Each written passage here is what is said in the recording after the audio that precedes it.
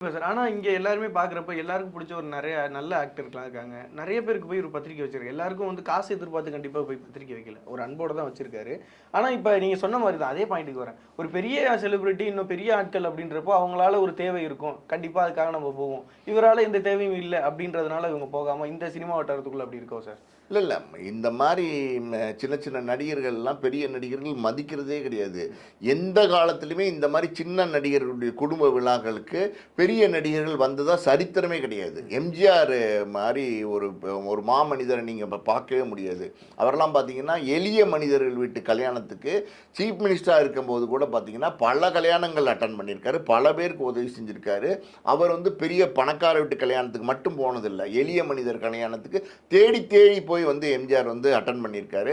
ஆனால் இன்னைக்கு இருக்கிற பிரபலங்கள், அதாவது ரஜினி, கமல், விஜய், அஜித் இன்னும் சொல்லிக்கிட்டே போகலாம். இவங்கெல்லாம் பார்த்தீங்கன்னா இந்த மாதிரியான கல்யாணத்துக்கு ஏதாவது 1, 2 கல்யாணத்துக்கு போயிருக்காங்களா அப்படின்னா நிச்சயமாக கிடையாது. பணம் படைத்தவர்கள் அவர்களுடைய கல்யாணத்துக்கு போவாங்க, அவர்களுடைய கல்யாணத்தில் சாப்பிடுவாங்க, அவர்களுடைய கல்யாணத்தில் ஆடுவாங்க. அம்பானி வீட்டு கல்யாணத்தில் ரஜினி குத்தாட்டம் போட்டதை பார்த்தீங்கல்ல, அதெல்லாம் செய்வாங்க. ஆனால் இந்த மாதிரி கிங்காங் மாதிரியான கல்யாணத்துக்கு வரமாட்டாங்க.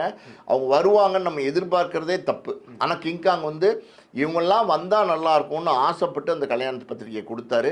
யாருமே வரல, எல்லாருமே புறக்கணிச்சிட்டாங்க.